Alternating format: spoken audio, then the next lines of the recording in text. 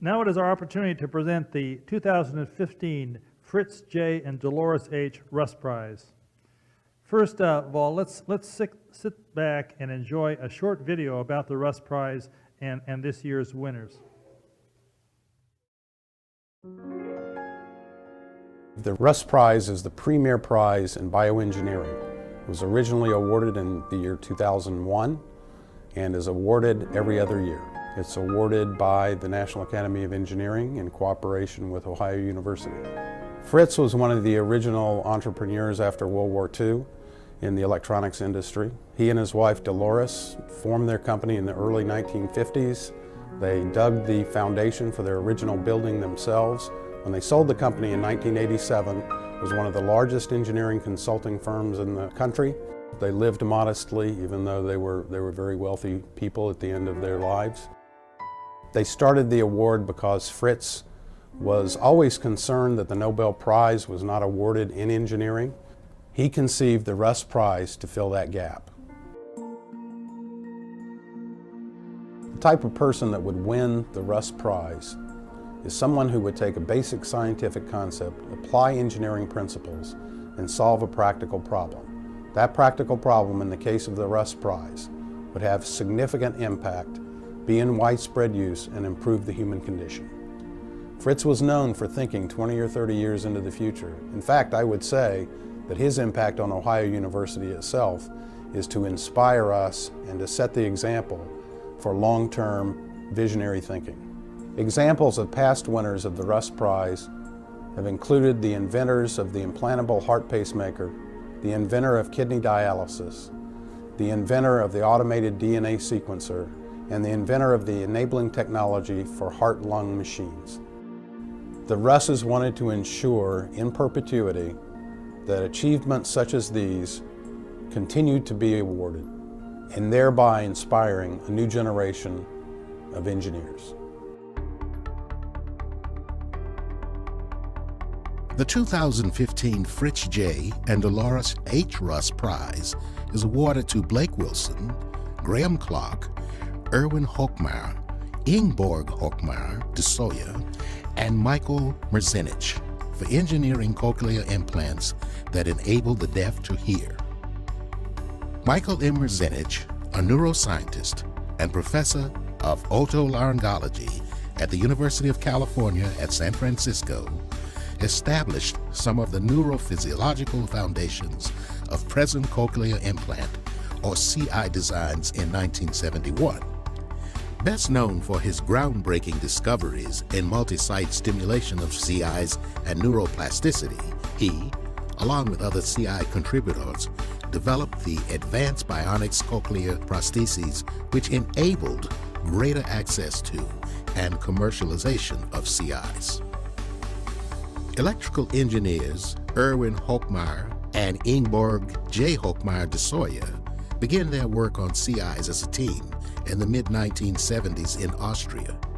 Building on existing knowledge of the physiology of the auditory system, their engineering-based approach led to the world's first microelectronic multi-channel CI, which is considered to be the prototype of today's modern CIs.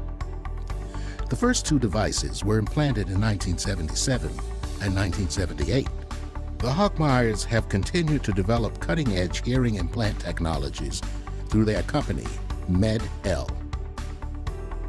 Meanwhile, in the 1970s in Australia, professor and physician Graham Clark was independently studying multi-site stimulation of the cochlea by routing particular speech sounds to its various parts.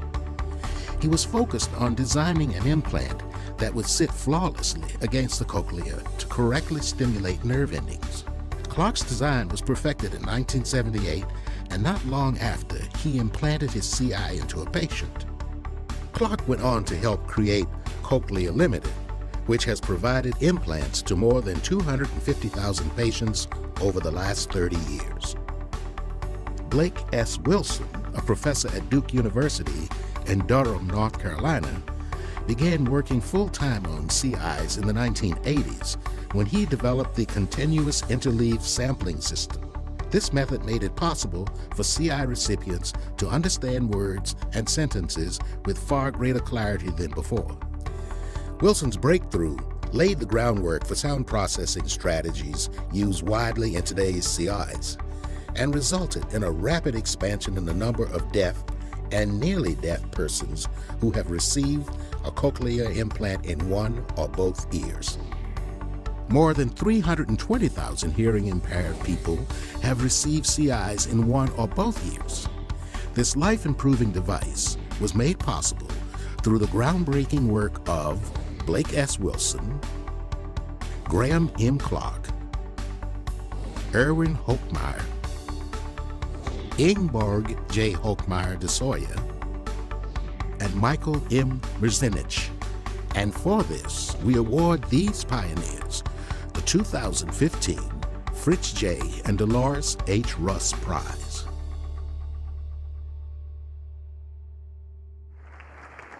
Wow, very nice. Very nice indeed.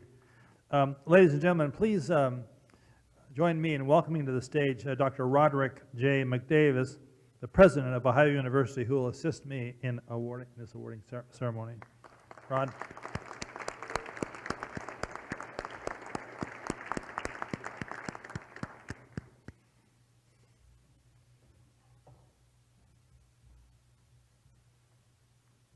The Russ Prize, as you heard, recognizes a bioengineering achievement in widespread use that improves the human condition.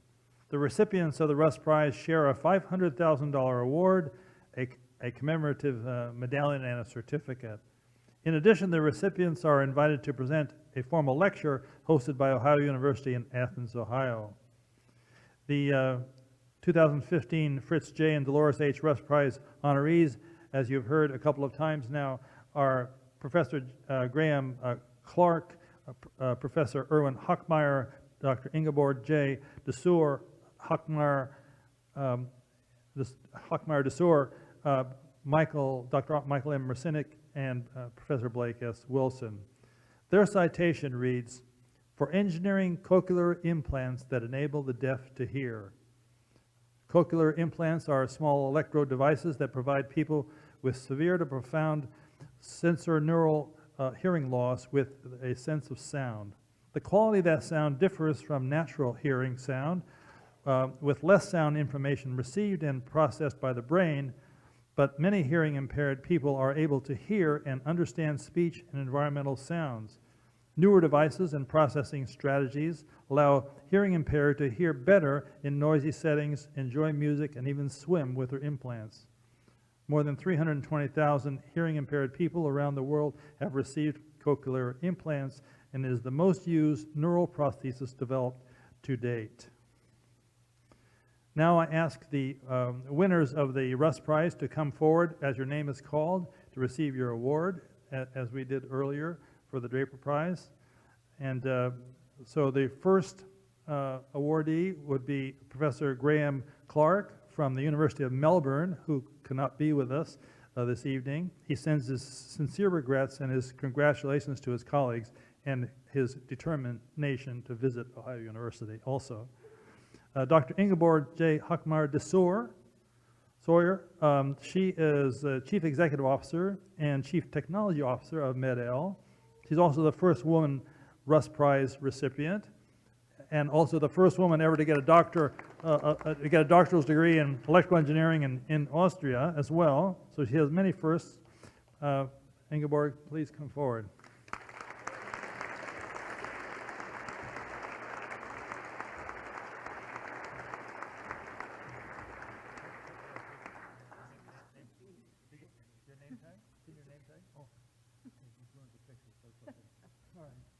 Your prize.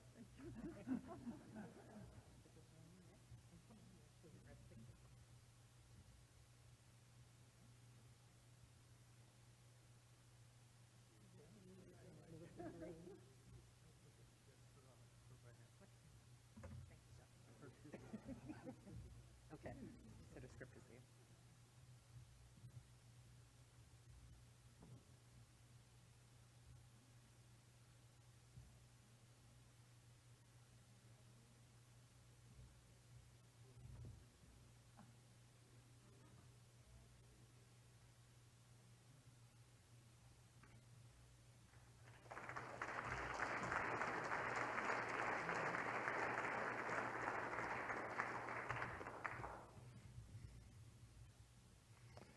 Dr. Erwin Hochmeyer, co-founder of MED-EL.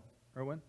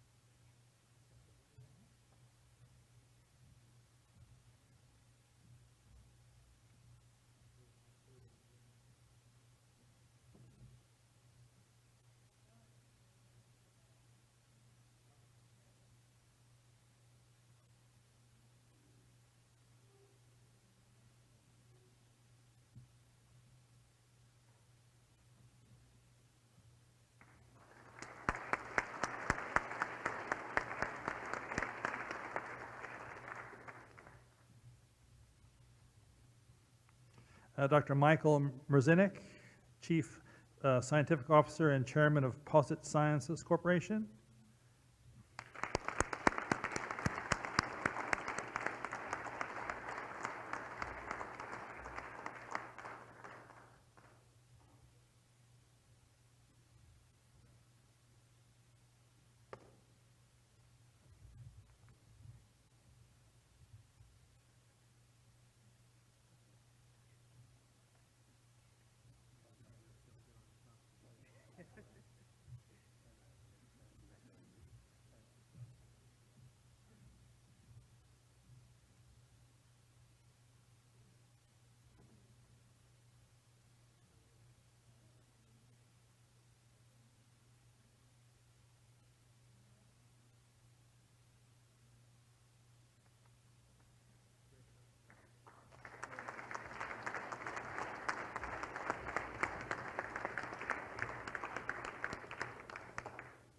And Professor Blake S. Wilson of Duke University.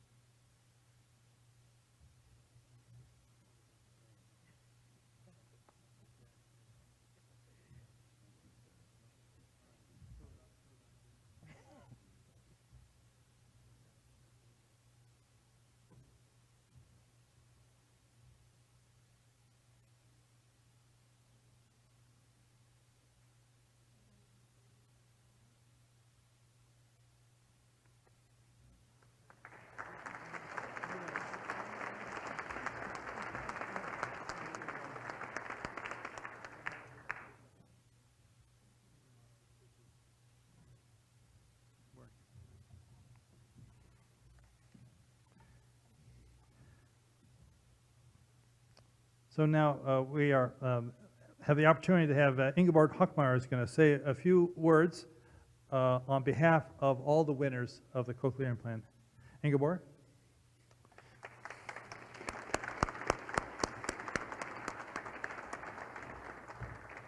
You got your notes? Good. Okay, good.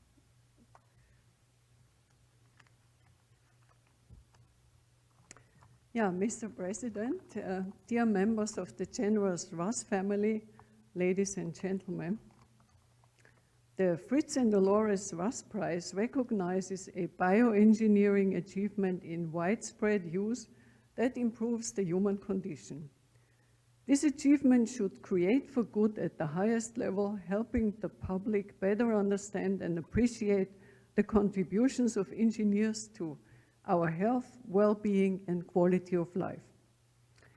In the name of the 5 recipients, Mike Mrzinek, Graham Clark, Blake Wilson, Erwin Hochmeyer, and myself, who received this prize for engineering cochlear implants that enable the deaf to hear, and in the name of many others who contributed to the development of the cochlear implant, and some of them are in the room today, up to the status that it has now, I would like to thank the committee, Ohio University, and the NAE for selecting the cochlear implant for this year's Russ Prize. All 5 of us have worked in the field of cochlear implants for decades and are very passionate about the field. And the CI is indeed a very special development. It is the first replacement of a human sense, the sense of hearing. The aims of the Russes are fulfilled with this device in a very visible way. Users of cochlear implants typically wear their audio processors all waking hours in order to hear and understand and enjoy sound. The cochlear implant has to do with communication, with being able to take part in society.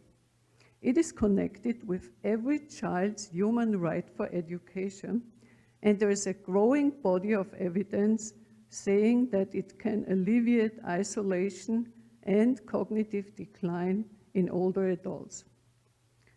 All of this year's Russ Prize recipients from different parts of the world have in common that they developed university-built prototypes of cochlear implants and improvements of their features with pioneer patients, which after many years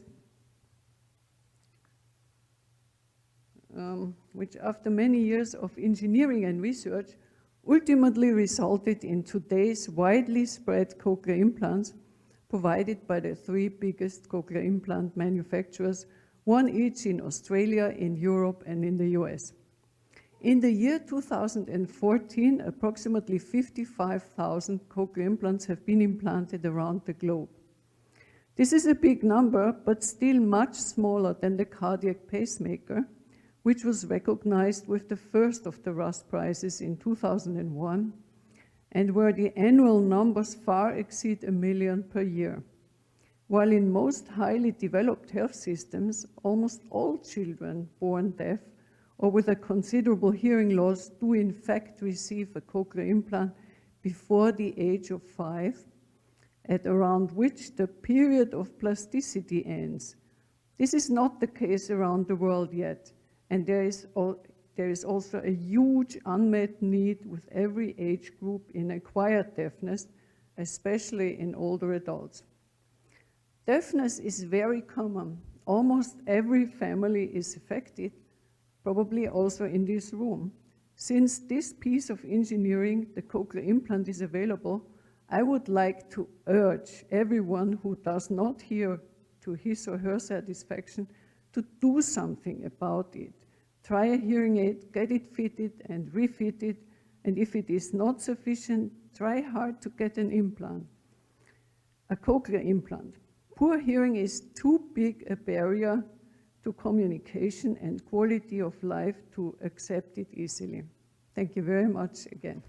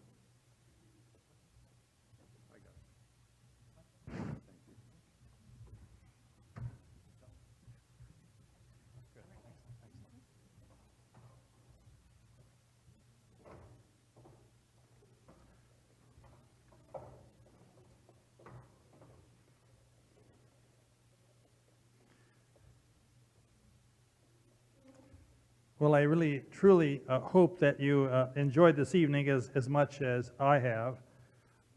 Little is better than honoring great engineering achievements and those individuals really who made it happen. I thank everyone who participated in this whole event and all our guests who joined in this celebration for this 2015 National Academy of Engineering Awards. Please join me one last time for recognizing all the award winners that contributed to this program, because it's really, really something.